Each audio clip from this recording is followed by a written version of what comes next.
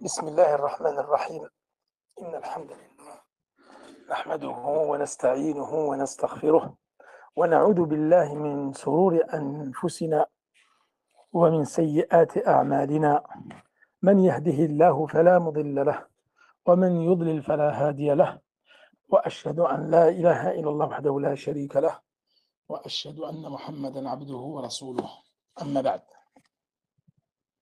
Ce cours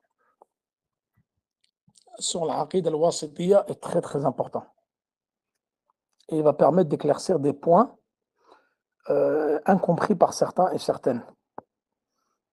Donc pour ceux qui assistent avec nous, écoutez bien, prenez des notes car le cours va être technique. Voilà. Et ceux qui sont absents, comme d'habitude, les absents ont toujours tort. Bismillah. Concentrez-vous bien, Inch'Allah, parce que c'est un cours de la plus haute importance que nous allons essayer d'expliquer aujourd'hui. Donc, il va être un peu long, mais c'est pas grave, au moins nous l'aurons fini. Comme ça, la semaine prochaine, il va rester plus que 2 cours. La semaine prochaine, lundi, mardi, je ferai cours. On va parler de Khasa'is al-Sunnah, les caractéristiques de al-Sunnah ou al-Jama'a, et ensuite nous aurons fini l'Aqida al-Wasitiyya. Tout est bon pour vous, mes frères? Donc, ce cours nous l'avons déjà commencé la semaine dernière sur Mas'alat al-Iman. Mas'alat al-Iman, la foi, c'est un sujet sur lequel on a beaucoup écrit. Vous avez des salafs, les pieux prédécesseurs, ils ont écrit des livres entiers uniquement dans Mas'alat al-Iman. Qu'al-Iman l'Ibn Abi Shayba, par exemple, ainsi que d'autres livres comme vous allez le trouver dans Kutub al-Aqa'id. La foi, nous l'avons déjà définie la semaine dernière. Et là, on va revenir sur 3 points importants. Ces points-là, c'est les fondements de Ahl Sunnah wal Jama'a dans Mas'alat al-Iman. Pourquoi? Parce que la mas'ala de la foi, plusieurs sectes se sont égarés. Et même certains de nos frères ont peut-être des ondes d'ombre, des incompréhensions concernant cela. Alors écoutez bien et prenez des notes. Premier asl qui va nous différencier des autres sectes, Ahl-Sunnah wal-Jama'a, Anna al-Iman, donc ça nous l'avons déjà vu la semaine dernière, je vais passer dessus rapidement pour ne pas tarder parce que le cours va être long. Al-Iman, qawlun wa amal. Retenez bien cela. Lorsque demain quelqu'un vous pose une question, qu'est-ce que la foi? Tu lui dis l'iman, qawlun wa amal. Ça, c'est la définition de salaf. Sahaba, tabi'in wa tabi'at tabi'in. حتى الإمام الشافعي كما ذكره اللالكائي في أصول اعتقاد أهل السنة والجماعة أجمع عليه السلف الصحابة والتابعين ومن بعدهم أن الإيمان قول وعمل. La foi, elle est acte et parole. طيب. Maintenant, ça c'est la définition de salaf.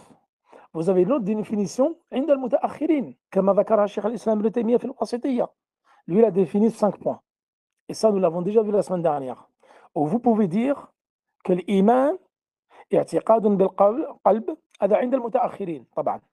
الإيمان قول اعتقاد بالقلب. C'est une croyance avec le cœur. قول باللسان وعمل بالجوارح. Donc 3 points concernant la foi. Croyance avec le cœur, c'est une parole avec la langue et ce sont des actes avec les membres du corps. Et Cheikh al-Islam ibn Taymiyyah, lui, il avait évoqué 5 points, c'est-à-dire les œuvres du cœur, la croyance du cœur, les œuvres du cœur, la parole de la langue et les actes du corps ou des membres du corps et les paroles et les actes de la langue. Comme ça fait 5 en tout. Maintenant, on va parler sur al-asl al-thani, le deuxième fondement qui est très très important et c'est celui qui va nous prendre tout le cours. Celui-là, il est très très important.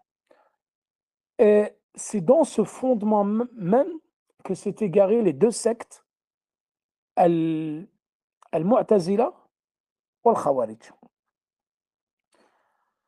Anna al-iman yazid wa yanqus. Ça, c'est un point très très important. Et avec ceci, vous allez comprendre beaucoup sur les péchés. Yazid wa yanqus, vous avez des dalils concernant cela? Oui. الذين قال الله سبحانه وتعالى في سورة آل عمران 173 الذين قال لهم الناس إن الناس قد جمعوا لكم فاخشوهم فزادهم إيمانا وقالوا حسبنا الله ونعم الوكيل.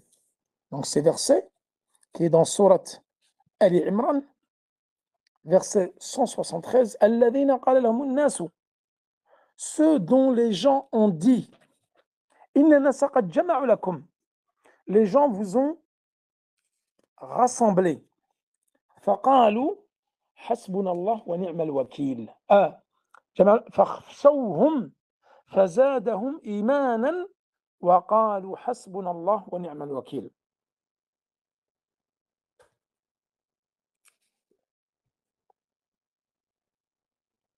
Ceux auxquels on a annoncé, les gens se sont ligués contre eux, c'est-à-dire rassemblés contre eux. Redoutez-les donc, et cela accrut leur foi, et ils dirent Allah ne suffit. Quel excellent protecteur. Donc ici vous avez une preuve que la foi elle augmente. Et wa kama qala salaf, si la foi augmente, donc forcément elle diminue. Si elle augmente, c'est qu'elle diminue. والذين اهتدوا زادهم هدى وآتاهم تقواهم. Donc ceux qui ont été bien guidés, زادهم هدى. Allah subhanahu wa ta'ala leur a rajouté. Est-ce que ça bug? Non. Donc Mohamed, c'est toi qui as un problème de connexion. Ça ne bug pas. Donc, tu es certes doté d'une moralité imminente, d'une très haute moralité. وكما جاء في حديث عائشة وكان خلقه القرآن. Le comportement du prophète sallallahu alayhi wa sallam, c'était le Coran. Et ça, nous l'avons j'avais déjà fait pendant le Ramadan l'année dernière, vous vous rappelez, une conférence spéciale que sur le bon comportement, l'importance du comportement, chose que nous n'avons pas. Chose que nous avons pas.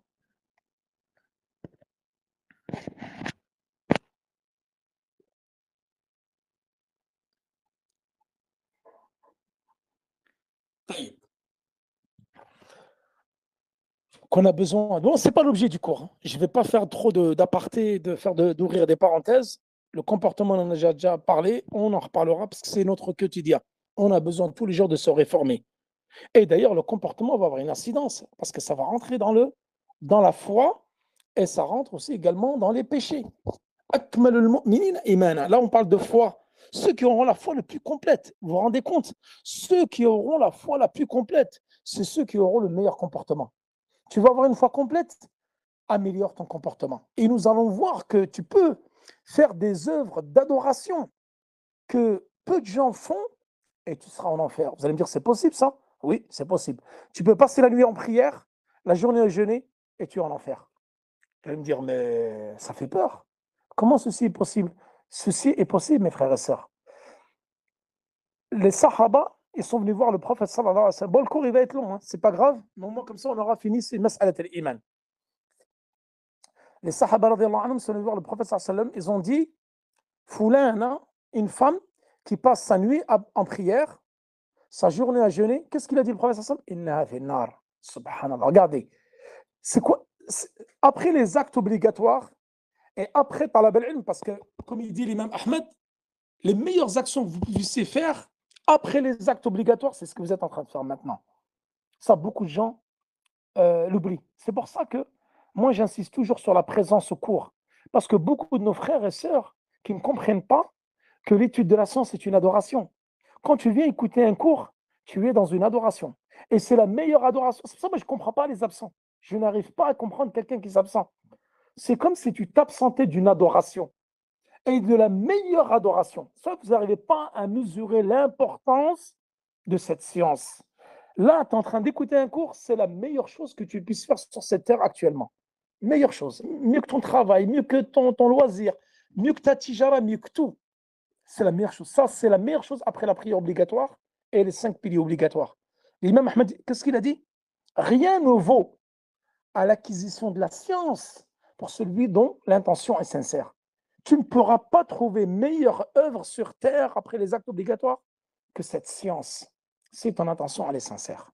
Et regardez, subhanallah, la personne, elle a passé la nuit en prière, la journée à jeûner, et elle est en enfer. Ça fait peur. Parce que nous, ni on jeûne, ni on passe la nuit en prière, et on a beaucoup de manquements, on a un très mauvais comportement, on fait rien, et on croit qu'on va rentrer au paradis. Alors que la femme, avec les nuits en prière, la journée de jeûne, elle est rentrée en enfer. Regardez pourquoi mes frères et sœurs, elle est rentrée en enfer.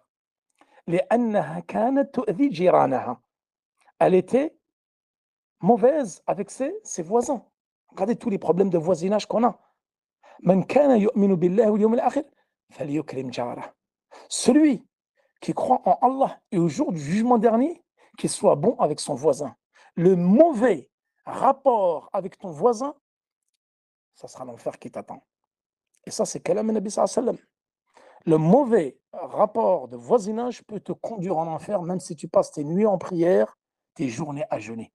Donc, ça fait très, très peur. Le comportement, le comportement, le comportement, mes frères. Parce que moi, des fois, j'entends des frères me parler de manhaj.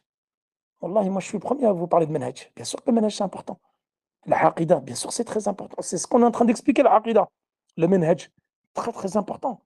Mais si tu as une bonne aqida et tu as un bon manhaj et tu n'as pas un bon comportement, tu penses que cela va t'être profité yawm al-qiyamah, va t'être profitable.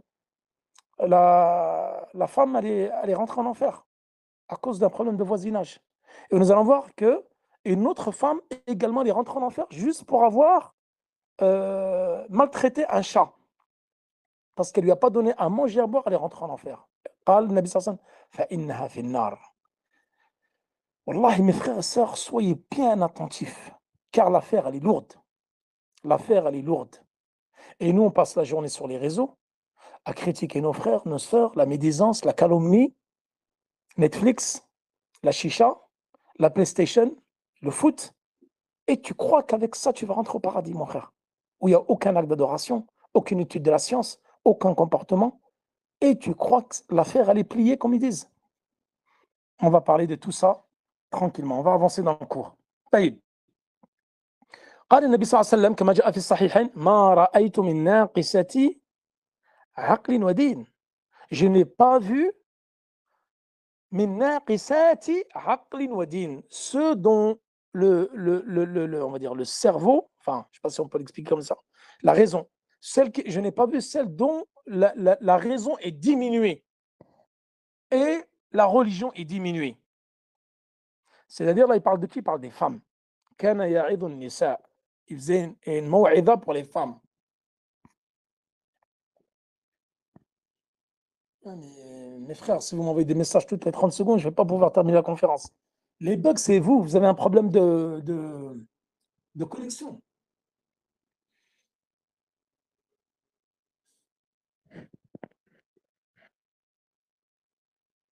Donc, ça marche très bien. Ça marche très bien. Ne vous inquiétez pas, de toute façon, dans l'enregistrement, ça bug énormément. Moi, je ne sais pas pourquoi.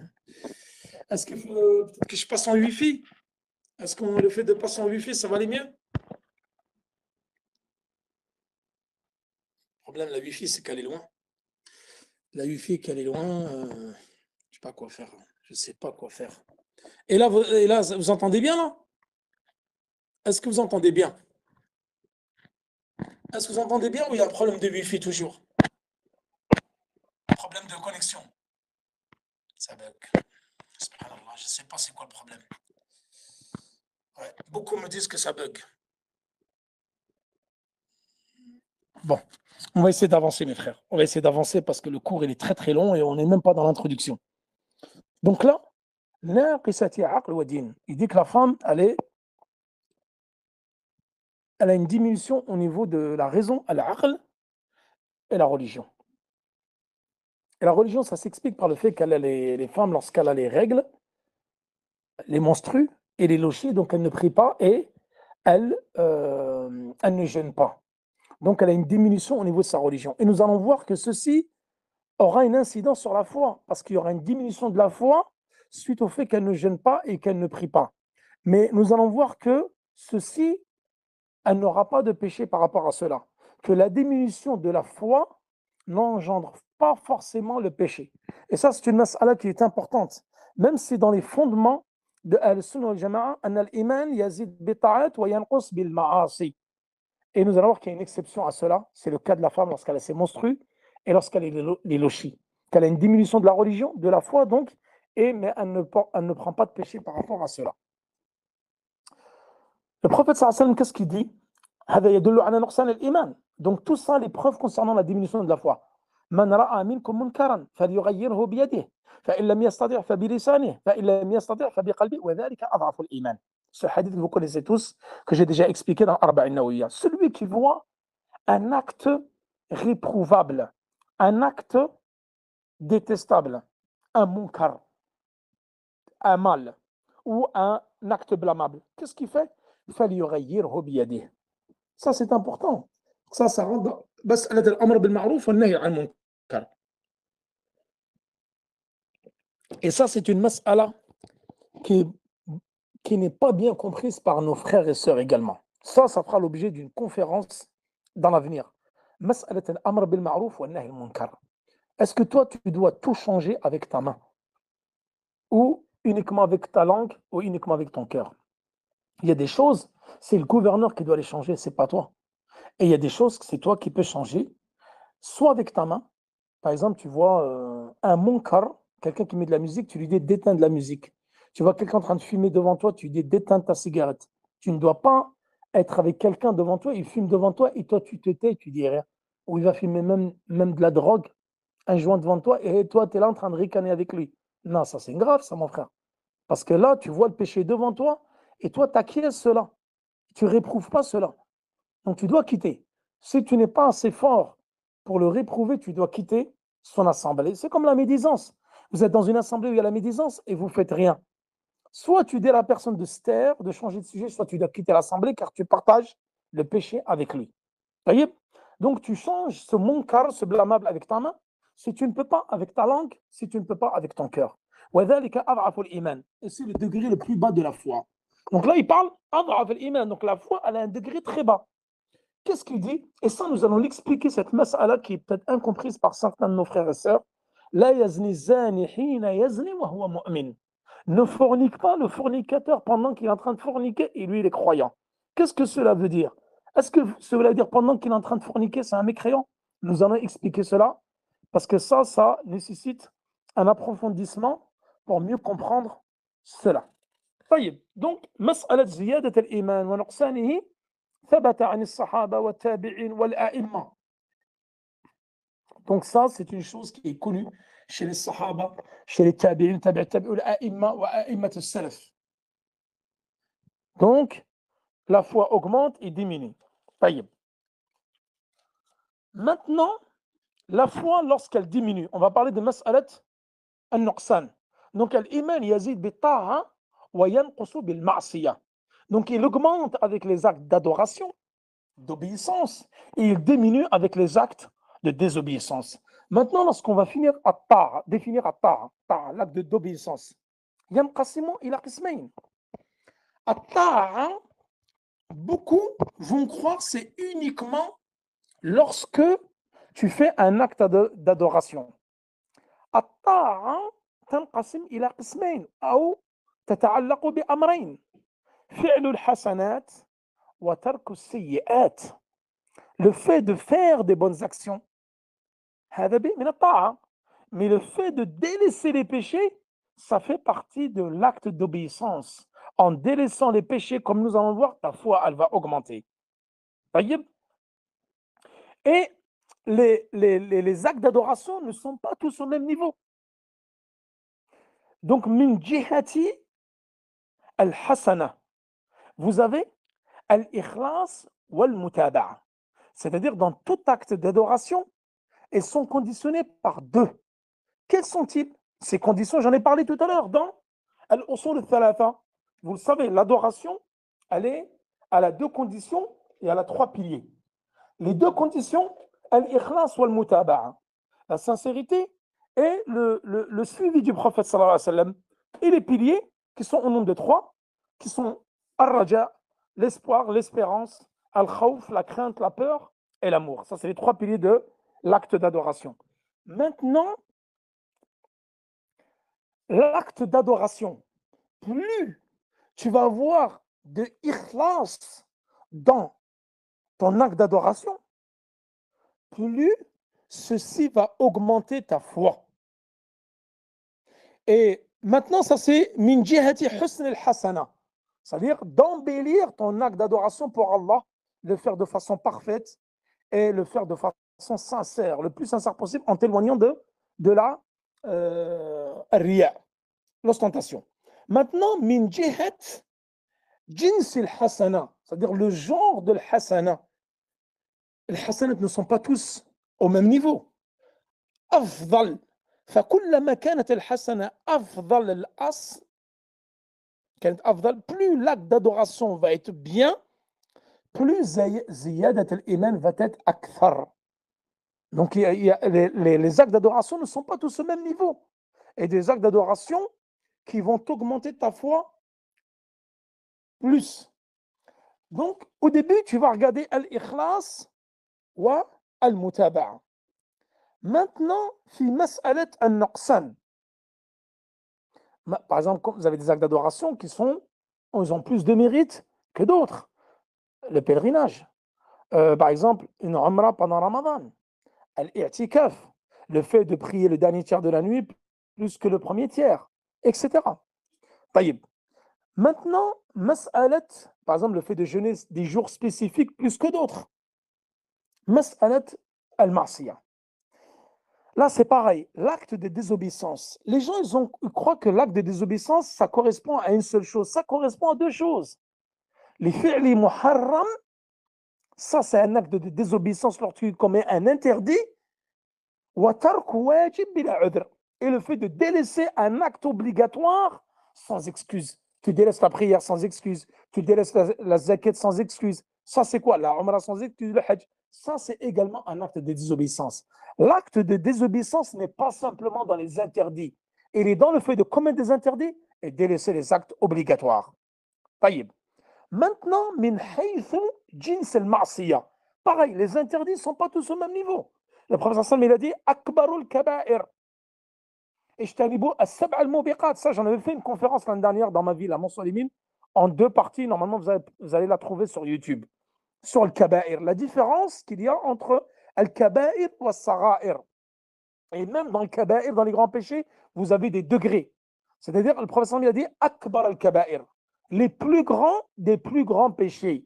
Ijtanibu as-sab'a al-mubiqat, c'est-à-dire éloignez-vous des 7 destructrices. Donc il y a des péchés qui sont plus importants, plus destructeurs que d'autres.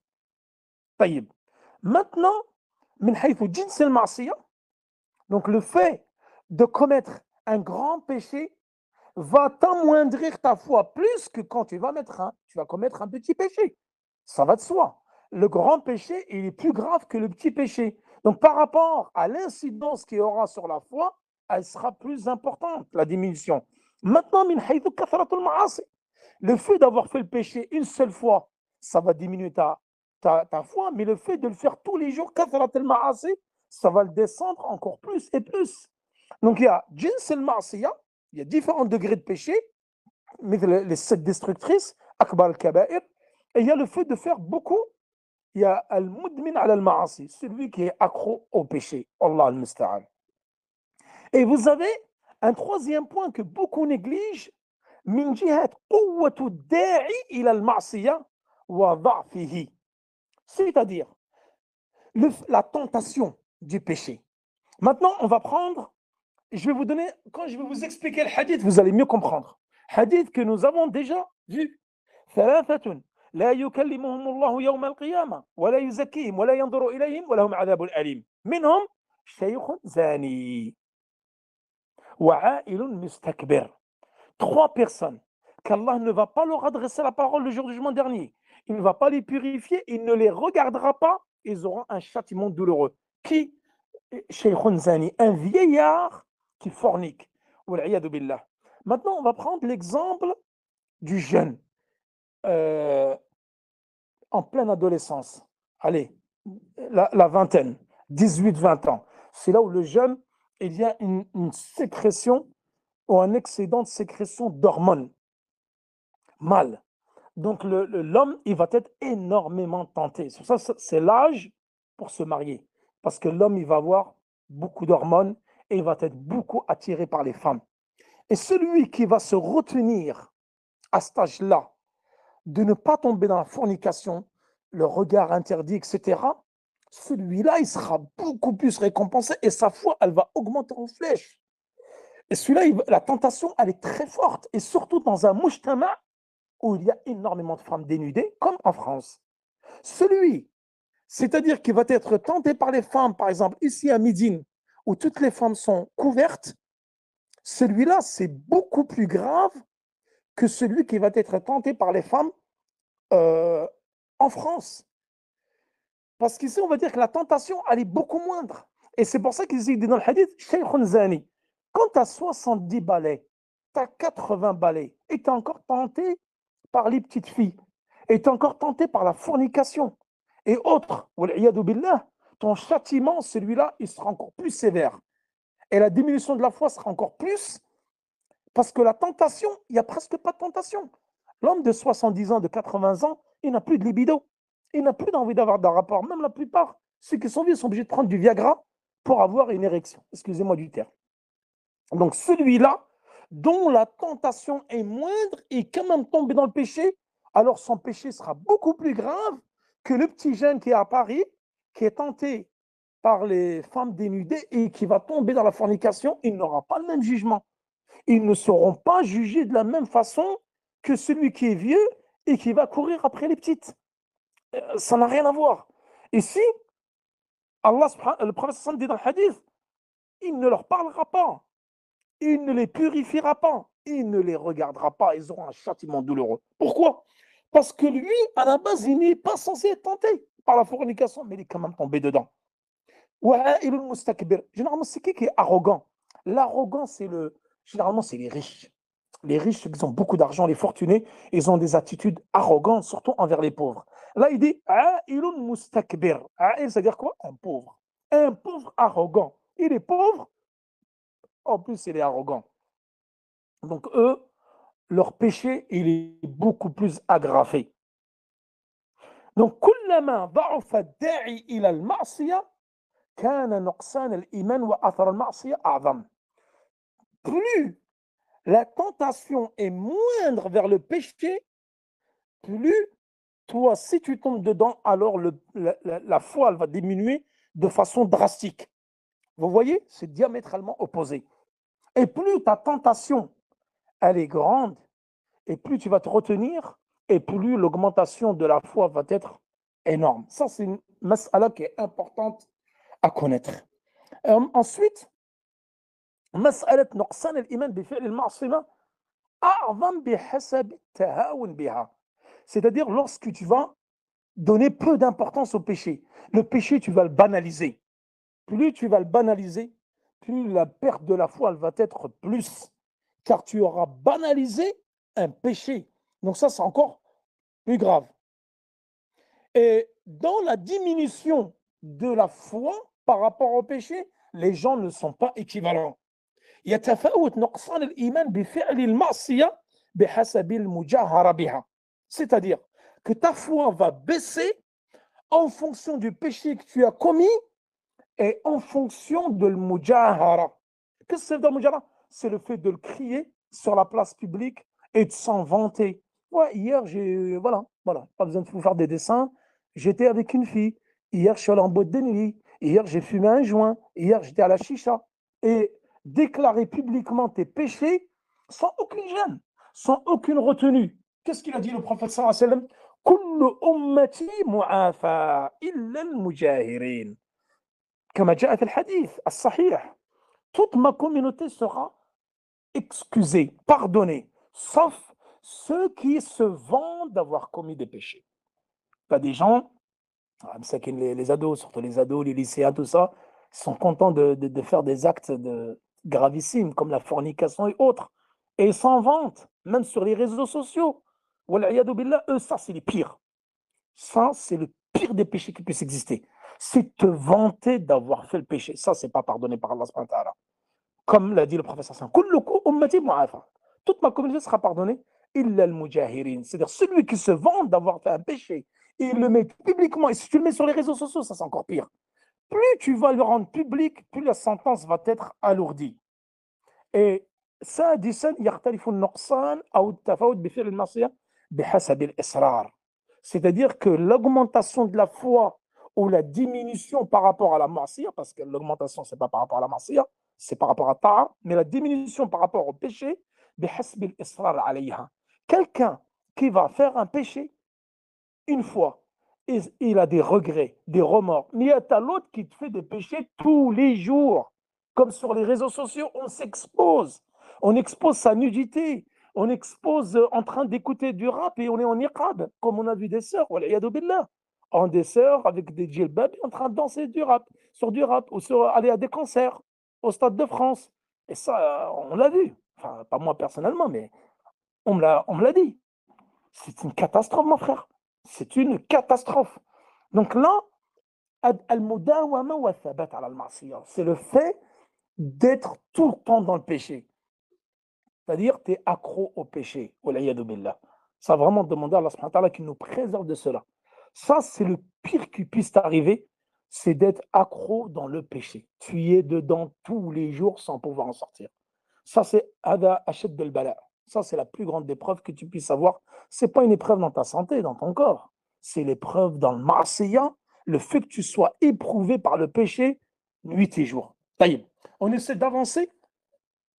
Donc là, par rapport à la diminution de la foi et par rapport au fait que la diminution de la foi, elle est par le péché, mais elle est aussi par le délaissement d'un acte obligatoire. بترك الواجب. إذا نقصان الإيمان يكون بفعل المعاصي وبترك الواجبات. Donc la foi, elle ne diminue pas uniquement avec les actes de désobéissance. Elle diminue également, en délaissant les actes d'obéissance. Et les actes de désobéissance sont de deux types. Il y a celui dont tu ne seras pas sanctionné. Vous allez me dire, mais c'est possible de délaisser un acte d'obéissance sans être sanctionné? Oui. Écrivez bien, prenez des notes, c'est important. Tarkul wajib bi'udhr. Tarkul wajib bi'udhr. Délaisser un acte d'obéissance avec une excuse valable. Je jeûne. Demain, je voyage, je peux manger. La femme qui a ses menstrues, elle ne prie pas, elle ne jeûne pas. Donc là, elle a délaissé un acte d'obéissance, une obligation, mais avec un udhr. Wa tarkul mustahab.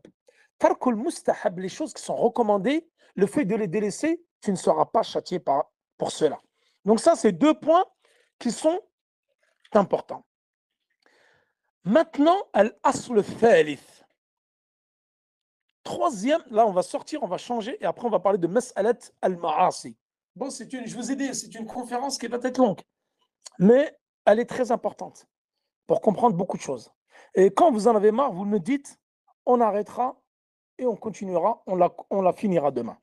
Al-asl thalith, troisième fondement très important, أن الإيمان المؤمنين متفاوت. C'est-à-dire la foi des gens. Est-ce que vous pensez qu'on a tous le même degré de foi? Tous ceux qui sont ensemble, là, on est tous ensemble en train d'écouter cette conférence. Pensez-vous qu'on est tous au même stade au niveau de la foi? Là. Et ça, c'est un rad على الخوارج والمعتزلة. لأن الإيمان يتجزأ. الإيمان يتجزأ. C'est-à-dire la foi, elle se subdivise. Qu'est-ce qu'il a dit le professeur sallam al-Iman ou Cheikh Mohamed Abdel Wahab dans Al-Usul al-Thalatha, mais ça c'est un hadith de Bukhari, al-Iman bid'un wa sab'un. Ça c'est bid'un wa sab'un, c'est la version de Muslim, comme on l'a déjà vu. Bid'un wa sab'una shu'ba. أعلاها قول لا إله إلا الله وأدناها إماطة الأذى عن الطريق. Et dans la riwaya de Al-Bukhari, la riwaya de Al-Bukhari asah. La riwaya de Al-Bukhari, elle est plus authentique que celle de Muslim. Al-Iman bid'un wa sattuna shu'ba. La foi, elle est un peu plus de 63 branches. Dans la version de Bukhari et dans la version de Muslim, un peu plus de 73 branches. Donc la foi, elle augmente, elle diminue. وَالْمُؤْمِنُونَ مُتَفَاوِتُونَ فِي الْإِيمَانِ. Est-ce que nous, on a le même iman que Jibril? Est-ce qu'on a la même foi que Abu Bakr as-Siddiq ou Omar ou Sahaba? La. Hasha. Et c'est pour ça que Al-Murji'a أخطأوا في هذه المسألة. غلاة المرجئة, les extrémistes parmi les Murji'a, ils disent que l'iman de Jibril, nous, al-ma'asi, c'est ça on va parler de al-ma'asi juste après, murtakab al-kabira, celui qui a commis un acte de désobéissance majeure, il a la même foi que Jibril. Il a la même foi qu'Abu Bakr. Vous voyez cet égarement? Celui qui commet des actes de désobéissance majeure, il a la même foi que Jibril, ou Omar ibn Khattab, ou Abu Bakr. Ça, c'est leur croyance. Ghulat al-Murji'a, nous allons en parler juste après. طيب.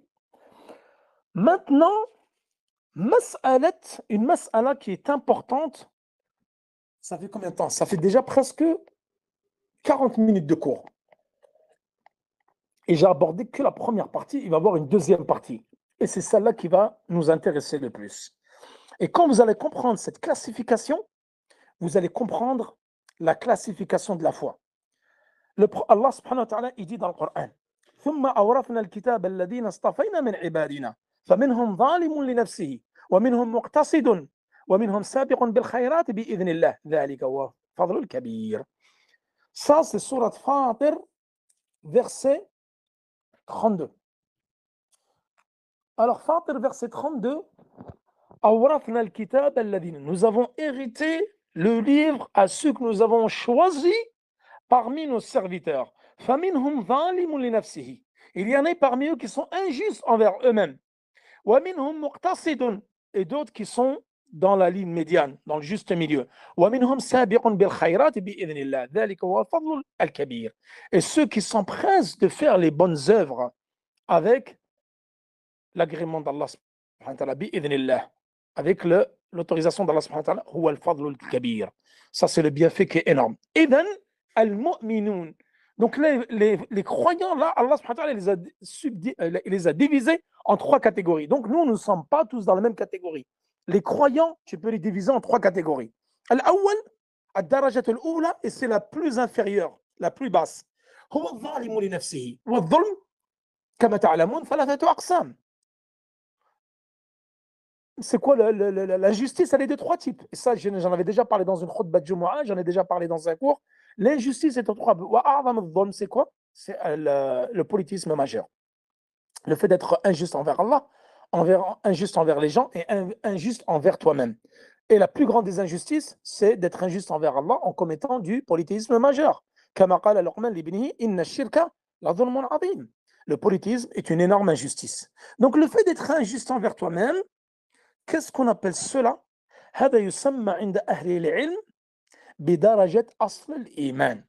Et ça, c'est un point important. Concentrez-vous bien pour ne pas vous embrouiller. On dit الظالم لنفسه, plus tard on va l'appeler مرتكب الكبيرة والفاسق الملي.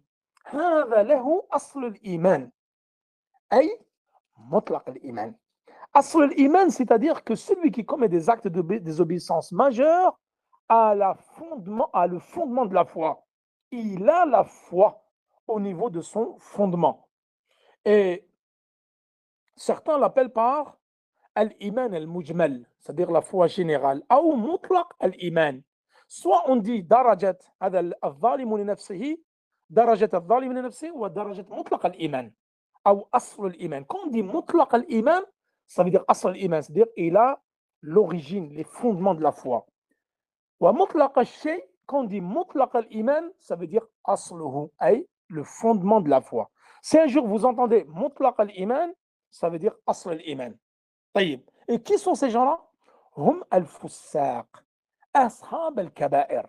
Ce sont les pervers, c'est ceux qui commettent des actes de désobéissance majeure. Qu'est-ce qu'il dit Ibn al-Qayyim fi Iddat al-Sabirin? Dans son livre Iddat al-Sabirin, قال al-iman imanan.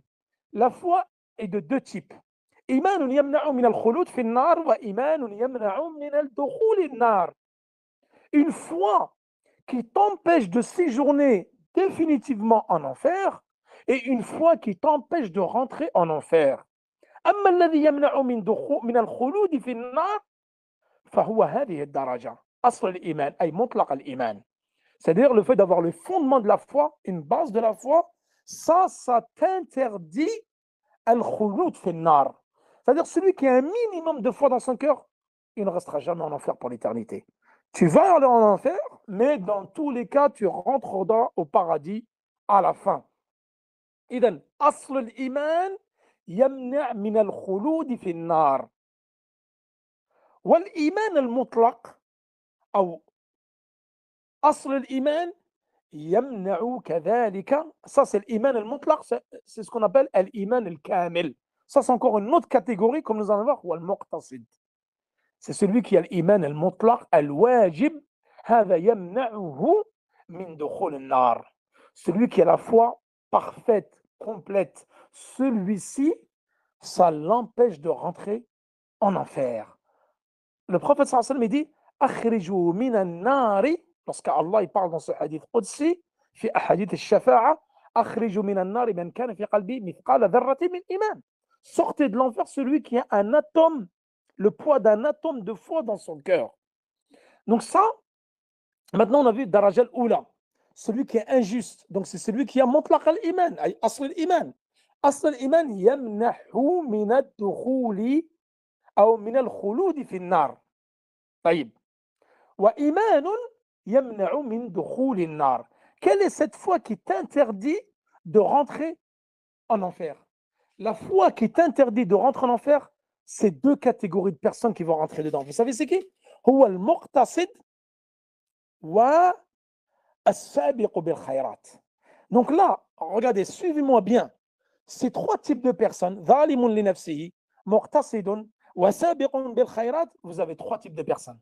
Et dans ces trois types de personnes, le premier ظالم لنفسه إلى مطلق الإيمان أي أصل الإيمان الذي يمنعه من الخلود في النار. والمقتصد والسابق بالخيرات له الإيمان المطلق أي الإيمان الكامل الذي يمنعه من الدخول في النار. Est-ce que pour vous c'est clair? Vous avez أصل الإيمان الذي يمنعه من الخلود في النار وهو الظالم لنفسه. Et vous avez الإيمان المطلق أي الإيمان الكامل الذي يمنع من الدخول في النار وهو المقتصد والسابق بالخيرات. Est-ce que je traduis? Il y a besoin de traduire? Ou j'avance? الظالم لنفسه, cette catégorie de personnes, هو الفاسق الملي مرتكب الكبيرة. C'est celui qui a le fondement de la foi et celui qui va l'empêcher de rester en enfer pour l'éternité. Et vous avez les deux autres personnes qu'on appelle al-muqtasid, ceux de juste milieu, et nous allons les décrire. Qui sont-ils? Et vous avez celui qui s'empresse de faire le bien. Eux, ils ont al-iman al-mutlaq. Al-iman al-mutlaq, ça veut dire al-iman al-kamil, la foi complète. Et ces deux types de personnes-là, هذا al-iman al-mutlaq yamna'hum min ad-dukhul fi an-nar. Cette foi complète va les empêcher de rentrer en enfer bi-fadlillah. Est-ce que ceci est compris pour vous? Donc, celui qui est ظالم لنفسه, c'est celui qui tombe dans les grands péchés.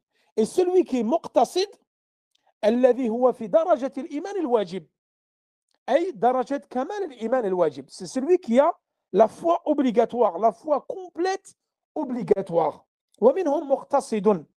Celui-ci, qu'est-ce qu'il a fait? C'est celui qui fait tous les actes obligatoires, qui jeûne, qui fait la zakat, le hajj, le salawat, tout, et qui délaisse tous les interdits.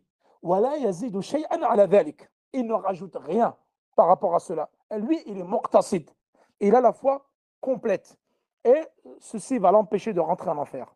Mais vous avez une catégorie de personnes qui est au-dessus. Et c'est là que vous allez comprendre, après cela, la subdivision qui est venue dans Hadith Jibril avec l'islam, l'iman, l'ihsan. Quand je vais vous expliquer ça, vous allez dire, ah oui, c'est vrai, maintenant, tout s'explique et je comprends beaucoup mieux. الدرجة الثالثة, c'est qui? هو السابق بالخيرات. C'est la troisième catégorie de personnes qui s'empressent de faire le bien. Eux, qu'est-ce qu'ils ont fait? Eux, ils sont venus avec tous les actes d'adoration. Ils ont délaissé tous les interdits. وزادوا على هذا فعل المستحبات. Ils ont rajouté tout ce qui est recommandé. Tout ce qui est mustahab, ils le font. والكف عن المكروهات والمتشابهات وفضول المباحات. Ça, je l'ai déjà expliqué dans l'Arba'in Nawawiyya. Inna al-halala bayyin wa inna al-harama bayyin wa baynahuma umur mutashabihat. Je l'ai déjà expliqué dans le hadith de Abi Bashir. C'est ceux qui font toutes les obligations, qui délaissent tous les interdits, qui font tout ce qui est recommandable et qui délaissent tout ce qui est détestable. وفضول المباحات. السلف, ils appellent فضول المباحات tout ce qui ne va rien t'apporter dans l'au-delà. Faire des choses qui ne t'apportent rien concrètement dans l'au-delà. As-salaf, il les délaissait. Et c'était une barrière entre eux et al-makruhat, pour ne pas tomber dans le mubah, qui peut t'amener il makruh et al haram. طيب. Donc, فضول المباحات كل مباح لا يستعان به على أمر الآخرة. Retenez cela. كل مباح لا يستعان به على أمر الآخرة فهو من فضول المباحات. C'est-à-dire les choses superflues qui ne t'amènent rien ou qui ne t'aident en rien pour les affaires de l'au-delà. طيب. Donc là, on essaie d'accélérer un petit peu. Donc là, أهل هاتين الدرجتين, c'est-à-dire la deuxième catégorie de gens et la troisième. Qu'est-ce on les appelle comment? On les appelle أهل درجة الإيمان الكامل. Mais est-ce qu'ils sont au même niveau? Non. Il y en a un, il a الإيمان الكامل الواجب, et l'autre, il a إيمان الكامل المستحب. C'est-à-dire, il y en a un qui a la foi complète obligatoire et l'autre, il a la foi complète recommandée. C'est-à-dire qu'il est au-dessus. إيمان الكامل الواجب هو المقتصد, وإيمان الكامل المستحب هو السابق للخيرات. Et eux, on dit c'est أهل درجة الإيمان المطلق. C'est-à-dire qu'ils ont la foi complète. الإيمان المطلق. طيب. Et الدرجة الأولى, c'est l'inverse. On l'appelle مطلق الإيمان, أي أصل الإيمان. طيب. Maintenant, Cheikh l'Islam Ibn Taymiyyah, il dit ومن أصول الفرقة الناجية أن الدين والإيمان قول وعمل. Parmi les fondements du groupe sauvé, الفرقة الناجية أن الدين والإيمان قول وعمل, que la foi, la religion et la foi, ce sont des paroles et des actes. وهم قال وهم قول اللسان وعمل القلب واللسان والجوارح. Et il dit الإيمان يزيد بالطاعة وينقص بالمعصية. Donc ça, nous l'avons déjà vu. Maintenant, il dit وهم مع ذلك, qui ça? المؤمنون. Là, on rentre dans مسألة مرتكب الكبيرة. Donc ça, c'est on va dire, le cœur du sujet. Tout ça, c'était une introduction pendant 1 heure. Maintenant, on va parler du مسألة مرتكب الكبيرة. Et qu'est-ce que le kabira? Maintenant, est-ce que vous êtes capable de me définir qu'est-ce qu'un grand péché? Comment différencier un grand péché d'un petit péché? طيب. قال وهم مع ذلك. qui هم? C'est qui eux? أهل السنة والجماعة, الفرقة الناجية, الطائفة المنصورة, السلف الصالح, السلفيون. C'est eux. لا يكفرون أهل القبلة بمطلق المعاصي والكبائر كما يفعله الخوارج, بل نعم جزاك الله خير, بل الأخوة الإيمانية ثابتة مع المعاصي كما قال سبحانه وتعالى في آية القصاص فمن عفي له من أخيه شيء فاتباع, وقال سبحانه وإن طائفتان من المؤمنين اقتتلوا فأصلحوا بينهما فإن بغت إحداهما على الأخرى فقاتلوا التي تبغي حتى تفيء إلى أمر الله فإن فاءت فأصلحوا بينهما بالعدل وأقسطوا إن الله يحب المقسطين. سورة الحجرات. Et le premier, c'est Surat al-Baqarah, verset 178. Donc, je vous lis la traduction. 178, Surat, la vache. Oh, vous qui croyez, on vous a prescrit le talion concernant le meurtre, homme libre pour homme libre, esclave pour esclave, femme pour femme, que celui qui pardonne à son frère réclame ses droits de manière convenable et que le coupable s'acquitte du prix du sang. Donc ici, il a dit son frère, c'est-à-dire al-ukhuwa al-imaniya, alors que irtakab al-kabira, il a commis un meurtre. Et on parle quand même de fraternité. L'un des fondements des gens de la sunna et du groupe est que la religion et la foi sont paroles et actes. Parole du cœur, de la langue, acte du cœur, de la langue et des membres.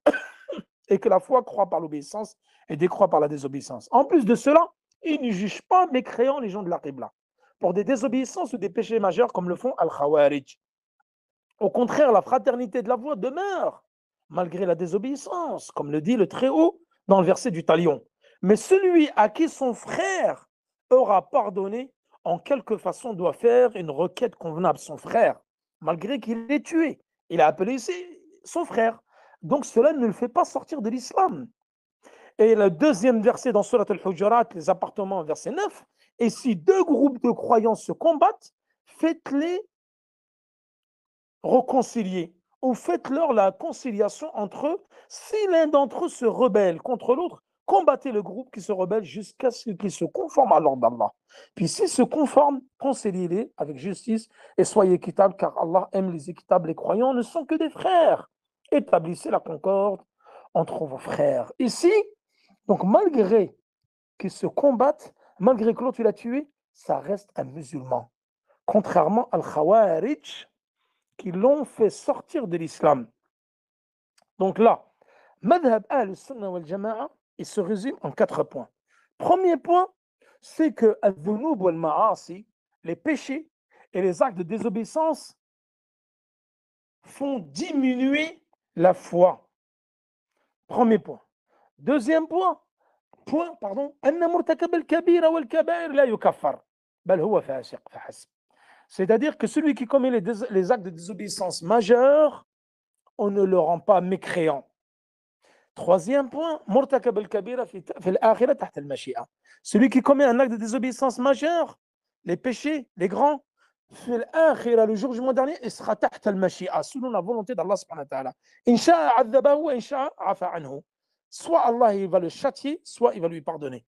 Quatrième point, إن شاء الله تعذيبه فإنه لا يخلد في النار بل مآله إلى الجنة. C'est-à-dire même si Allah décide de le châtier, sa destination finale dans tous les cas, ça sera le paradis. Tout croyant, même s'il a le poids d'un atome de foi dans son cœur, comme déjà fait hadith al-Bitaqa, il rentrera au paradis. Mais après un passage plus ou moins long en enfer.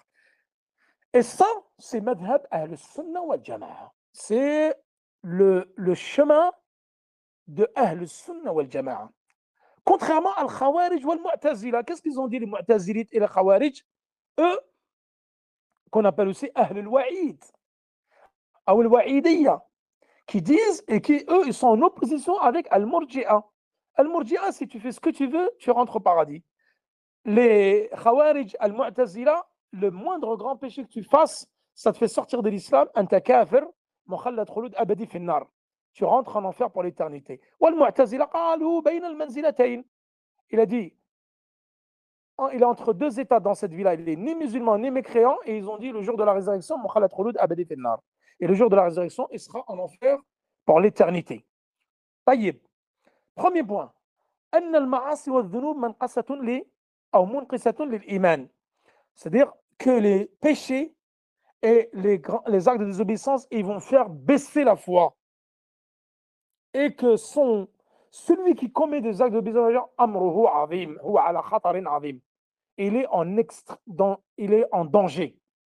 Une femme qui est rentrée en enfer à cause d'un petit chaton qu'elle a laissé prisonnier.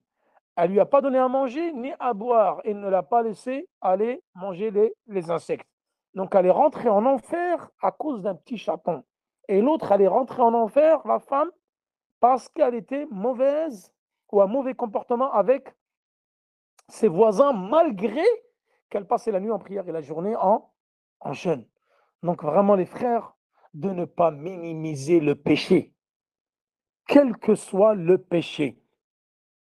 Et comme il disait As-Salaf, ونقله كذلك شيخ الإسلام بن تيمية, il dit, As-Salaf, il disait Al-Ma'asi barid al-kufr.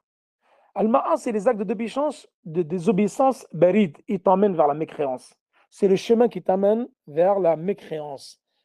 كلا بل ران على قلوبهم ما كانوا يكسبون. Dans surat Al-Mutaffifin, verset 114. Qu'est-ce qu'il dit Allah subhanahu wa ta'ala? كلا بل ران على قلوبهم ما كانوا يكسبون.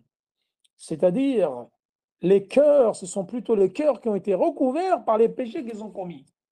C'est-à-dire qu'à chaque fois, comme il le dit Ibn al-Qayyim dans Dawa Dawa, dans ce magnifique livre, Péché et guérison, peut-être qu'un jour on aura l'occasion de le faire, Inch'Allah, qu'à chaque fois que tu commets un péché, il y a un point noir sur ton cœur. Et plus tu vas commettre des péchés, plus ton cœur sera recouvert de taches noires, jusqu'à qu'il sera complètement noir. Et là, tu ne feras plus la distinction entre le haqq wal batil, entre le péché et la bonne action. Ça y est, ton cœur est complètement recouvert par les péchés que tu as commis. Il sera complètement noir. Et à chaque fois qu'il fait le repentir, Allah, alors, il te purifie ce cœur jusqu'à qu'il devienne blanc. Taïb. Maintenant, al-amr thani, c'est que malgré que tu sois en danger, que la situation elle est gravissime, ceci ne fait pas de toi un mécréant. Et le jour de la résurrection, celui qui a commis des actes de désobéissance majeure, il est tahta al-mashi'a, selon la volonté d'Allah subhanahu wa ta'ala. Soit il décide de te châtier, soit il décide Allah subhanahu wa ta'ala de te pardonner. Et malgré si Allah subhanahu wa ta'ala décide de te châtier, murtakab al-kabir, ce qui fait un acte de désobéissance majeure, dans tous les cas, ta destination finale sera l'enfer. Sera le paradis. Donc la destination finale sera le paradis. Et ensuite, on va parler de mas'alat la yazni zani hina yazni wa huwa mu'min. Qu'est-ce que cela veut dire? Ne fornique pas le fornicateur pendant qu'il fornique et il est croyant. Et d'ailleurs, ad-dalil, quand vous lisez ce verset du Coran, وَمَا هُمْ بِخَارِجِينَ مِنَ النَّارِ, Allah subhanahu wa ta'ala dit dans Surat al-Baqarah, verset 167, وَمَا هُمْ بِخَارِجِينَ مِنَ النَّارِ, ils ne sortiront pas de l'enfer. Nous allons voir que certains ont interprété cela, qu'ils ont mal compris. Ce verset, ils ont cru que ça concernait également les croyants qui rentrent en enfer. Donc, ils n'en sortiront plus. Alors qu'il y a plein de preuves dans le Coran et dans la Sunna qui montrent que celui qui commet des actes de désobéissance majeure sortira de l'enfer. Allah subhanahu wa ta'ala, qu'est-ce qu'il dit dans Surat An-Nisa, verset 48? Inna Allah la yaghfiru an yushraka bihi wa yaghfiru ma duna dhalika liman yasha. Allah ne pardonne pas qu'on lui associe quoi que ce soit, il pardonne en dehors de tout cela à qui il veut. C'est-à-dire qu'en dehors du politisme majeur, tous les péchés sont pardonnés par Allah subhanahu wa ta'ala. Ça, c'est un point qui est très important à comprendre. Taïb. Qu'est-ce qu'il dit Cheikh l'Islam? Et là, on rentre dans la dernière partie, Inch'Allah. Bon, c'était long, mais j'avais besoin de le finir. قال ولا يسلبون الفاسق المذي اسم الإيمان بالكلية ولا يخلدونه في النار كما تقول المعتزلة بل الفاسق يدخل في اسم الإيمان المطلق في مثل قوله تعالى فتحرير رقبة مؤمنة وقد لا يدخل في اسم الإيمان المطلق كما في قوله تعالى إنما المؤمنون الذين ذكر الله وجلت قلوبهم. Traduction. Il ne dépouille pas non plus le désobéissant musulman de l'islam dans son entièreté. Et il ne considère pas qu'il séjournera éternellement en enfer, comme le prétendent les Mu'tazila ou les Khawarij. Au contraire, les désobéissants entrent dans l'appellation de la foi absolue, comme la parole d'Allah qui affranchisse alors un esclave croyant. Nisa 92. Tout comme il ne peut pas l'être, comme dans la parole du Très-Haut, les vrais croyants sont ceux dont les cœurs frémissent quand on mentionne Allah. Et quand ces versets leur sont récités, cela fait augmenter leur foi. Al-Anfal, verset 21. Et sa parole, le fornicateur ne commet pas la fornication tout en étant croyant au moment où il la commet. Le voleur ne commet pas le vol tout en étant croyant au moment de voler. Celui qui boit de l'alcool ne boit pas d'alcool tout en étant croyant au moment de boire. Le pillard ne pille pas quelque chose qui a une valeur pour les gens alors qu'il le regarde tout en étant croyant. Nous affirmons, ici ça c'est Kalam Cheikh l'Islam, hein, c'est pas le mien. Hein. Nous affirmons, ça c'est dans le Wasitiyya, nous affirmons qu'il est un croyant à la fois déficiente ou un croyant de par sa foi et un désobéissant par son péché majeur. On ne lui attribue donc pas l'appellation parfaite et on ne le dépouille pas non plus de la simple appellation. Qu'est-ce que cela veut dire? Là, on rentre dans le dernier tiers de la conférence, qui est important. Maintenant, on parle de mas'alat murtakab al-kabira. Après vous avoir donné tous ces détails-là, c'est qui murtakab al-kabira? On l'appelle al-fasiq. Qu'est-ce que le fasiq? Al-fasiq, huwa man ittasafa bil-fisq, un acte de perversion. Wal-fisq fi al-lugha huwa al-khuruj. Qu'est-ce que la perversion? C'est le khuruj, le fait de sortir. طيب. والفسق في الشرع هو الخروج عن الطاعة. C'est le fait de sortir de l'obéissance d'Allah subhanahu wa ta'ala. وهو في درجتين. Est-ce que toute perversion a le même degré? Non. Il y a deux types de perversion. Il y a al-fisq al-akbar ou al-fisq al-asghar. وكلاهما جاء في كتاب الله وفي سنة نبيه صلى الله عليه وسلم. الفسق الأكبر, la grande perversion. ومن كفر بعد ذلك فأولئك هم الفاسقون. Celui qui a mécru après cela, ceux-là sont les pervers. Nour, verset 55. Ça, c'est la grande perversion qui te fait sortir de l'islam. Donc là, les pervers, ce sont des mécréants. Il y a donc la grande perversion et il y a la petite perversion qui te fait sortir de l'obéissance d'Allah subhanahu wa ta'ala, mais qui ne te fait pas sortir de l'islam. Tu es musulman, fasiq. C'est ce qu'on appelle, les ulama, ils l'appellent al-fasiq al-milli, le pervers de cette communauté. Donc on ne fait pas sortir de l'islam puisqu'il appartient à une communauté. Maintenant, mas'alat al-kaba'ir. Est-ce que pour vous c'est long? Vous voulez qu'on arrête et on finit demain? Ça fait exactement 1 heure que je parle. Est-ce que pour vous, c'est bon? Ou vous voulez continuer? On continue. Il reste combien de temps? Allahu a'lam. Seul Allah le sait. On peut continuer. Je vais essayer d'accélérer, parler vite et aller vite. Alors, maintenant, comment définir qu'est-ce que le kabira? Comment tu vas savoir ce qu'est un acte de désobéissance majeure? Al-Milli, c'est ce qui fait partie de la communauté. Al-Muntasib ila al-Milla, le musulman, Millat al-Islam. Walakin huwa fasiq. Il est fasiq, c'est un pervers. Wal-Kabira, maintenant, c'est quoi al-Kabira? Allah subhanahu wa ta'ala, il dit, est-ce que chacun qui fait un acte, un péché, il est dans le même degré? Est-ce que nous sommes tous dans le même degré? Quelqu'un qui vole, qui ment, qui fornique, qui médit. Est-ce qu'ils sont tous au même niveau? Les péchés ne sont pas tous au même niveau. Parce que le prophète il dit Akbarul Kaba'ir, les grands péchés parmi les grands péchés, où il dit Ijtanibu sab'al mubiqat, évitez les 7 péchés destructeurs. Allah subhanahu wa ta'ala, qu'est-ce qu'il dit? In tajtanibu kaba'ira ma tunhawna anhu nukaffir ankum sayyi'atikum. An-Nisa, verset 31. Les femmes, verset 31. In tajtanibu kaba'ira. Si vous vous éloignez des grands péchés dont on vous a interdit, nukaffir ankum sayyi'atikum. Nous vous effacerons vos péchés. Donc ici, on parle de kaba'ir et on parle de sayyi'at. Donc il y a une différence entre kaba'ir et sayyi'at. Sayyi'at huna hiya as-sagha'ir. Pourquoi? Parce que dans le même verset, Allah subhanahu wa ta'ala, il a évoqué al-kaba'ir, ensuite as-sagha'ir. Ça, j'ai déjà expliqué dans une conférence que j'avais faite l'année dernière dans ma ville à Montsolimine. إذن الذنوب والمعاصي تنقسم إلى كبائر وصغائر. Les péchés, les actes de désobéissance sont divisés entre grands et petits péchés. Allah subhanahu wa ta'ala dit également dans Surat An-Najm 32, الذين يجتنبون كبائر الإثم والفواحش إلا اللمم. Ceux qui s'éloignent des grands péchés, والفواحش, les turpitudes, إلا اللمم. Lamam, c'est quoi ici?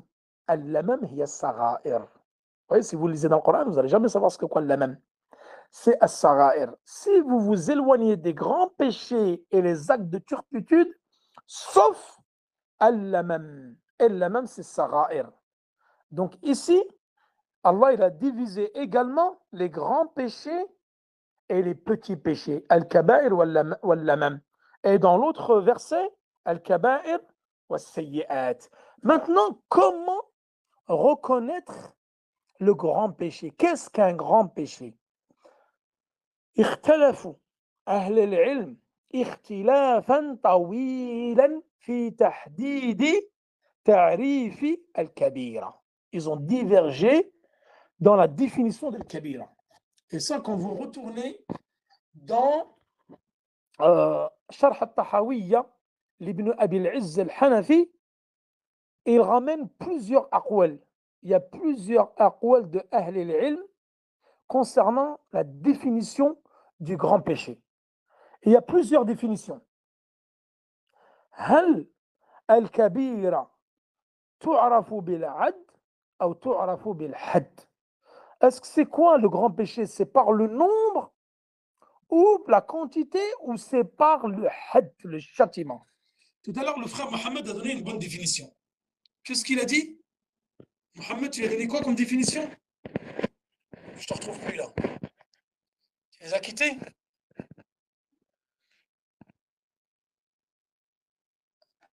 Ceux qui sont menacés d'un châtiment. Je ne sais pas s'il est toujours avec nous. Mohamed Amin, voilà, Mohamed Amin. Le grand péché est celui par lequel a mentionné une menace spécifique, une malédiction, une expulsion, un désaveu. C'est correct. C'est correct. Jazakallah khair. إذن, il y a plusieurs définitions. La définition والصحيح أنها معرفة بالحد. C'est-à-dire qu'on va la définir avec un châtiment. إذن كل معصية ورد فيها وعيد خاص. Retenez cela. الكبيرة هي كل معصية ورد فيها وعيد خاص. Le grand péché, c'est tout acte de désobéissance pour lequel il y a un châtiment spécifique. Ou une menace ou châtiment spécifique. Une malédiction, un châtiment, une expulsion, un désaveu. Voilà. Donc là, vous avez une menace ou un châtiment spécifique. Wallahi la yu'min. Wallahi la yu'min. Wallahi la yu'min. Man la ya'man jaru bawa'iqahu. Par Allah, il n'est pas croyant. Par Allah, il n'est pas croyant. Par Allah, il n'est pas croyant. Qui ça? Man la ya'man. Celui dont n'est pas préservé, son voisin n'est pas préservé par ses nuisances. Celui qui n'est pas préservé par les nuisances de son voisin, il ne croit pas, il ne croit pas, il ne croit pas. Donc ici, vous avez al-mu'min kamil al-iman. Al-sunnah wal-jama'a, par rapport à murtakab al-kabira, vous avez le mu'min kamil al-iman. Walaysa indahum bil-kafir. Donc nous n'avons pas de mécréant quant à celui qui commet un acte de désobéissance majeure. Amma al-murji'a, les extrémistes parmi les murji'a, ils disent la yadurru ma'a al-iman idan. Ils disent il n'y a aucun mal à faire un acte de désobéissance majeure et cela n'aura aucune incidence sur la foi. فالناس مؤمنون كامل الإيمان مهما فعلوا من الذنوب والمعاصي والسيئات. Ils ont la foi complète, absolue, la même foi que Jibril, peu importe les actes de désobéissance qu'ils font. Vous voyez, ça c'est Ghulat al-Murji'a. C'est les extrémistes parmi al-Murji'a. يقابلهم الوعيدية من الخوارج والمعتزلة. Par opposition à eux, nous on est au milieu de al-Sunnah al-Jama'a. Nous, on est entre les deux opposés, les deux extrêmes. Les autres, c'est Al-Khawarij al-Mu'tazila qui disent celui qui tombe dans un acte de désobéissance majeure, kharaja min da'irat al-iman. Bil kulliyya, c'est-à-dire qu'il est sorti entièrement du cercle de la foi. Vous voyez? Taïb. Maintenant, Ahl Sunnah wal Jama'a, ils disent tawassatu. Ils sont au milieu. Al-fasiq la yazalu musliman wa tajri alayhi ahkam al-insan. Ils disent que le fasiq, le pervers, il reste musulman. Et comment on l'appelle alors? Al-fasiq, ici, comme il dit Cheikh al-Islam Ibn Taymiyyah, la yu'ta al-ism al-mutlaq. On ne lui donne pas qu'il est croyant à la foi déficiente, ou un croyant de par sa foi, désobéissant par son acte de désobéissance majeure au péché majeur. On ne lui attribue donc pas l'appellation parfaite. On ne lui donne pas l'ism al-mutlaq. Mais on ne le dépouille pas non plus de la simple appellation. Wala yuslabu mutlaq al-ism. On ne lui donne pas l'ism al-mutlaq, c'est-à-dire al-iman al-mutlaq, al-iman al-kamil. Et nous, on ne lui enlève pas mutlaq al-ism, c'est-à-dire asl al-iman. Donc on dit wa muslim, mu'min, naqis al-iman. Soit on l'appelle muslim, mu'min naqis al-iman, ou on l'appelle al-fasiq al-milli, ou on l'appelle murtakab al-kabira. Taïb. D'ailleurs, un point très important, et là vous allez comprendre la différence qu'il y a, comme ceci était rapporté dans le hadith de Jibril, la différence entre l'islam, la foi et la bienfaisance. Donc on va regarder النظر إلى الإيمان والإسلام من حيث ذاتها والنظر إلى الإيمان والإسلام من حيث أهلها. deux choses. Al-Iman wal-Islam, comme je l'ai déjà expliqué dans le hadith Jibril, إذا اجتمع افترقا وإذا افترقا اجتمعا كما ذكره الحافظ ابن رجب في الأربعين النووية جامع العلوم والحكم. L'islam et la foi, lorsqu'ils sont réunis comme dans le hadith Jibril, افترقا في المعنى. Ils sont associés dans la dénomination, في اللفظ افترقا في المعنى, dans le sens ils ont divergé. Dans le hadith de Jibril, فسر الإسلام بظاهر الأعمال, avec les actes apparents, il a été défini par les actes apparents. Et l'iman فسر بباطن الأفعال. Il a été expliqué par les actes cachés. Donc là, on a différencié l'islam et la foi lorsqu'ils sont cités ensemble. وإذا افترقا في اللفظ اجتمعا في المعنى. Et s'ils sont dissociés dans la prononciation, ils ne sont pas dans la même phrase, alors اجتمعا في المعنى. Ils ont le même sens. On les regroupe dans le même sens. Et la preuve de cela, quelle est-elle? Je l'ai cité dans le dernier cours de l'Wasitiyya pour ceux qui s'en rappellent. آمركم كما جاء في حديث عبد القيس قال النبي صلى الله عليه وسلم آمركم بالإيمان بالله وحده أتدرون ما الإيمان بالله وحده قالوا الله ورسوله أعلم قال شهادة أن لا إله إلا الله وأن محمدا رسول الله وإقام الصلاة وإيتاء الزكاة وصيام رمضان وأن تؤدوا الخمس من المغنم. Regardez comment le prophète sallallahu alayhi wa sallam a défini ici la foi. Savez-vous ce que la foi en Allah seul? Ils ont dit, non, je vous ordonne de croire en Allah seul. Savez-vous ce que la foi en Allah seul? Ils ont dit, Allah et son prophète sont plus savants. Le fait d'attester qu'il n'y a pas de divinité digne d'être adorée en dehors d'Allah et que le Mohammed est le messager d'Allah. L'accomplissement de la salat, l'acquittement de la zakat, le jeûne du mois de Ramadan, et le fait de diviser le butin en 5. إذن ici, فسر النبي صلى الله عليه وسلم الإيمان بالظاهر الذي هو الإسلام. Donc il a expliqué la foi par les actes apparents tels que l'islam. Est-ce que c'est compris pour vous? Lorsqu'ils sont ensemble, apparents, cachés. Lorsqu'ils sont cités ensemble, la foi veut dire l'islam et l'islam veut dire la foi. Tout ceci, je l'ai déjà expliqué plusieurs fois. Donc là, vous avez l'islam, المرتبة الأولى, ثم الإيمان, ثم الإحسان. Et si vous avez bien retenu tout le cours, et là je vais vous poser une question pour voir tout le monde était attentif. Les trois subdivisions qu'on a faites au début du cours, الظالم لنفسه والمقتصد والسابق للخيرات, vous le mettez où par rapport à l'islam, la foi et la bienfaisance? Et vous le mettez où par rapport à mutlaq al-iman, al-iman al-mutlaq? Celui qui arrive à me donner ça, on le fait gagner un livre comme on faisait à Bolène et à Nîmes. Est-ce que vous êtes prêts? Cela veut dire que vous avez bien compris. Est-ce que quelqu'un peut me le dire?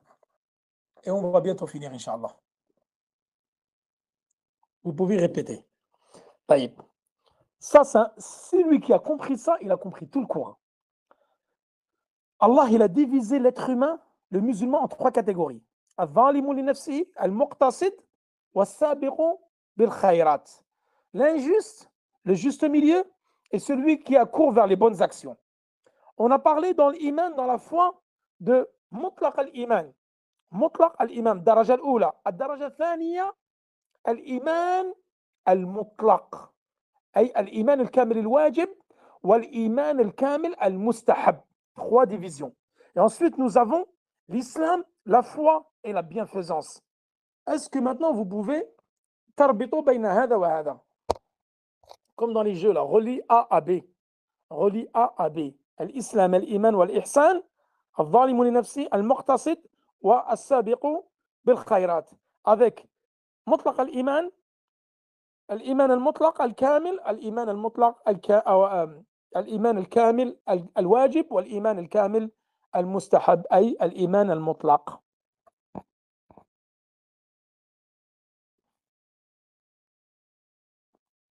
Vous parlez trop vite. Ouais, parce qu'on n'a pas le temps. Ça fait Déjà 1h30. Est-ce que vous avez compris ou pas? Bon, c'est pas grave. Vous parlez trop vite. Oui, je sais. Je sais, je parle trop vite. Je vais parler doucement.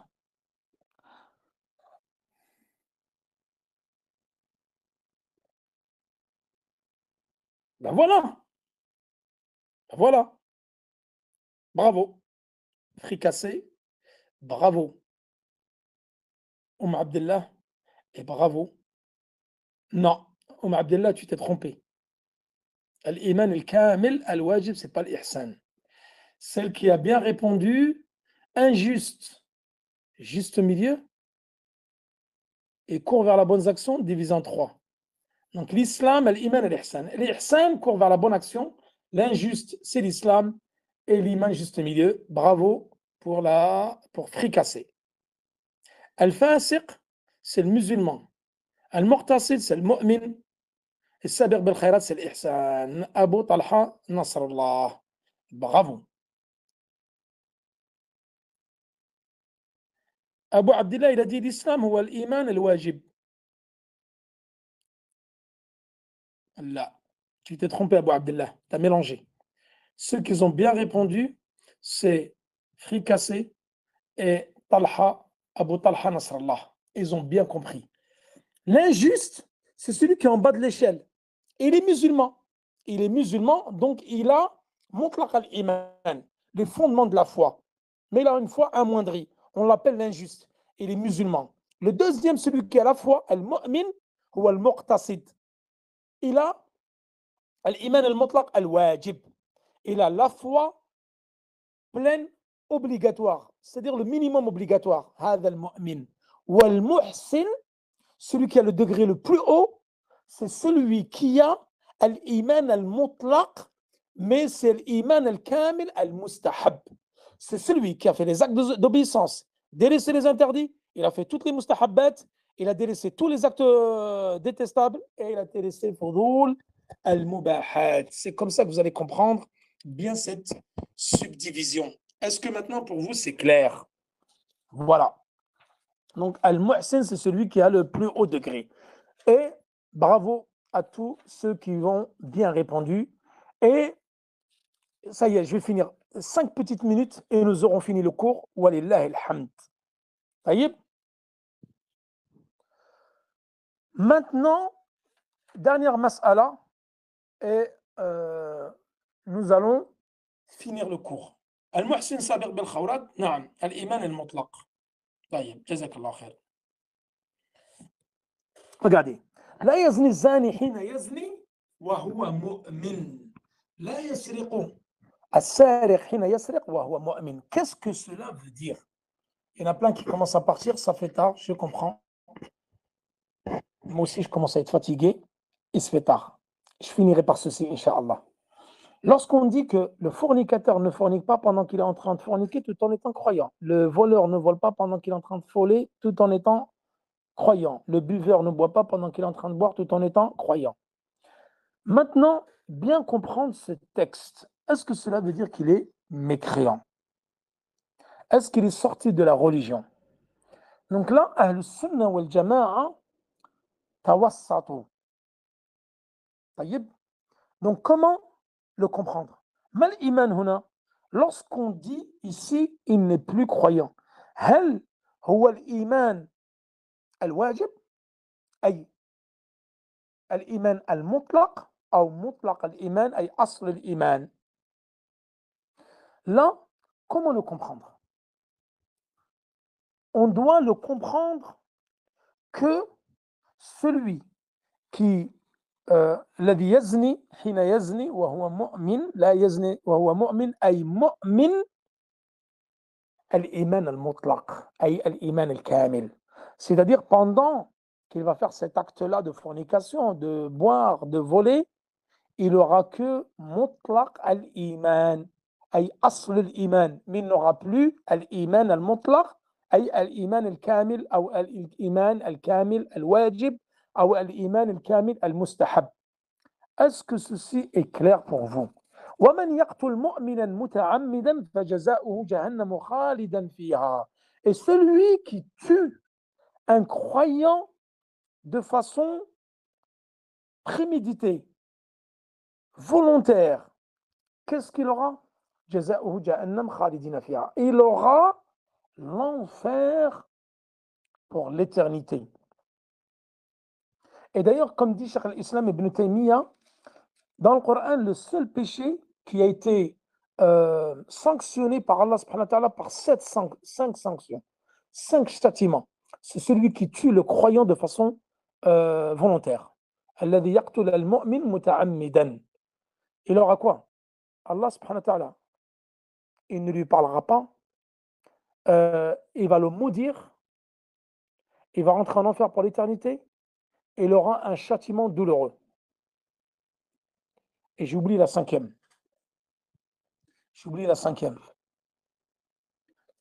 Donc ça, c'est dans le verset, Surat An-Nisa, verset 93. فَجَزَاؤُهُ جَهَنَّمُ خَالِدًا فِيهَا. Quand tu tues un croyant de façon volontaire, Allah va te maudire. Tu auras un châtiment douloureux et tu rentreras en enfer pour l'éternité. Et j'ai oublié les deux autres, subhanallah, j'ai oublié, j'ai un trou de mémoire.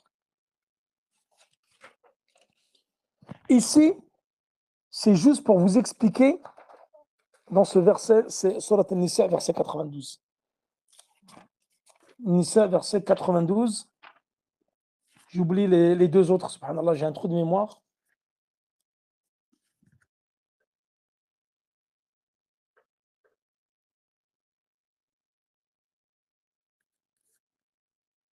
Ah oui, j'ai oublié, voilà. وَمَنْ يَقْتُلْ مُؤْمِنًا مُتَعَمِّدًا فَجَزَاؤُهُ جَهَنَّمُ خَالِدًا فِيهَا وَغَضِبَ اللَّهُ عَلَيْهِ وَلَعَنَهُ وَأَعَدَّ لَهُ عَذَابًا عَظِيمًا. Celui qui tue un croyant de façon volontaire, son châtiment sera l'enfer, khalidan fiha, pour l'éternité. Allah est en colère contre lui. J'ai dit tout à l'heure, je lui dis, il ne parlera pas. Non, il est en colère contre lui. Donc l'enfer pour l'éternité, il rentre en enfer. Pour l'éternité, Allah est en colère contre lui et il le maudit et il lui réserve un châtiment douloureux. Ce sont 5 châtiments. Cheikh al-Islam ibn Taymiyyah, il dit concernant ce verset, c'est le seul verset dans le Coran, ou c'est le seul péché dans le Coran qui est sanctionné par 5 châtiments. C'est le seul. C'est le fait de tuer un croyant de façon préméditée, volontaire. C'est pour vous dire de l'acte, de la gravité de l'acte, comme on voit beaucoup en France, les tueries, les bandes rivales, etc., qui se tuent règlement de compte, surtout dans le milieu de la drogue. Ceux-là, ils auront ces 5 châtiments-là. Ceux qui tuent des croyants de façon volontaire, comme ça, prémédité, alors ils auront ces 5 châtiments. Maintenant, qu'est-ce que veut dire Khalidan fiha? Est-ce que cela veut dire qu'il va rester en enfer pour l'éternité? C'est pour ça que lorsque vous lisez des textes, c'est très important, je finirai par cela, lorsque vous lisez des versets du Coran comme ça, quelqu'un qui va lire ce verset du Coran, qu'est-ce qu'il va croire?